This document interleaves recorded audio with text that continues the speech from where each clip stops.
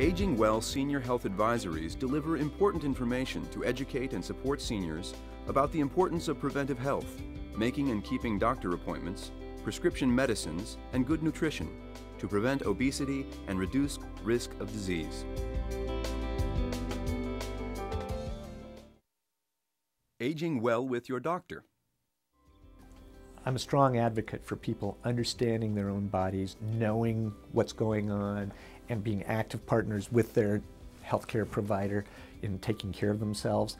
So I think it's really important that people learn as much as they can. If they've developed a condition, diabetes or cancer, whatever it may be, I think people ought to learn about it. And they should learn what they can do to help themselves either stay well or heal as quickly as possible. I get complete or annual physical, and then I have a blood pressure problem that we've addressed, controlled, and we check that every 3 to 4 months. Fortunately, I'm stable, follow my doctor's advice. All patients should have a primary care physician. In some cases, a patient may also be seeing a specialist for a procedure or treatment. Well, the primary care physician is sort of like the quarterback. They're directing everything.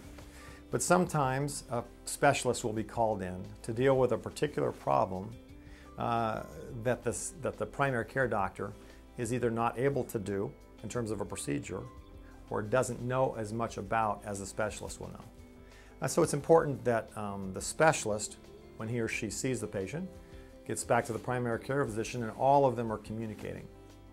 So what's most important is that the primary care doctor and each one of those specialists is corresponding with each other, so that if there is a change in medication or if there is a change in diagnosis or an abnormal lab test that comes back, everyone knows exactly what just happened with that patient's history. And it's also very important that the patient keep the other doctors up to date. Maybe the note didn't arrive in time and the patient comes in for a follow-up visit. So the patient should also keep a list of changes that have been made and tell all their doctors. Clear and concise communication between the physicians and the patient are very important to ensure quality medical care. One question that often arises, are there things a patient should do to prepare for a doctor's appointment? You know, when a patient comes into my office, I'd love to have a short list of the problems that they have. A lot of patients get out of the office and they also say, gosh, I forgot, I should have talked to them about the sore elbow or something. It's nice if they can have a short list of the things that they want to talk about, questions that they want to ask. It's also helpful for them to either bring in an accurate list of their medications or to actually bring in a bag of their medications, so the doctor can go over that and make sure that the decisions he or she makes is based upon an accurate idea of what their medication is. So it's important they bring in their list of medications, bring in their questions, and bring in any list that they have of the problems they want to address. So the next time you visit your physician, it's important to do a couple things. One would be to take a list of your medications written out, and the other would be actually to bring the pill bottles with you. Make sure that you inform your physician of any medications that are given to you by other physicians, along with any over-the-counter medications, such as medications for cough, colds, or eye drops. What's really nice and what I appreciate is when people have put some time into it before they come to the office and they come up with some questions that they have. And if they haven't, when they get to the office, we actually give them a form and say, what are the top 3 things that you're here about today? And have them write down those complaints and organize their thoughts. Then I can look at that before I come in the room and I can kind of know what their concerns are, and we can address those issues, and it just makes the appointment more efficient for they and for myself, so we make sure we get everything covered. Medicare eligibles can educate themselves about medical issues and use this education to ask appropriate questions.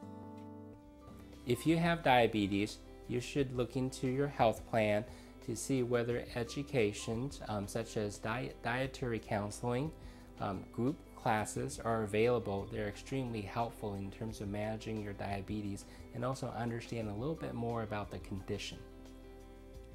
Skipping appointments is not uncommon. People often question the value of seeing a physician's assistant or nurse. Sometimes missing appointments is unavoidable, but more often there are ways to get to the doctor and back home that you may not have thought of. Transportation to your doctor's office requires planning.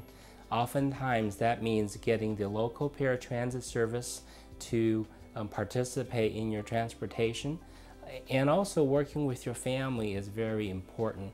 Your neighbors can be a great ally for you in terms of able to take you from your house to your doctor as well.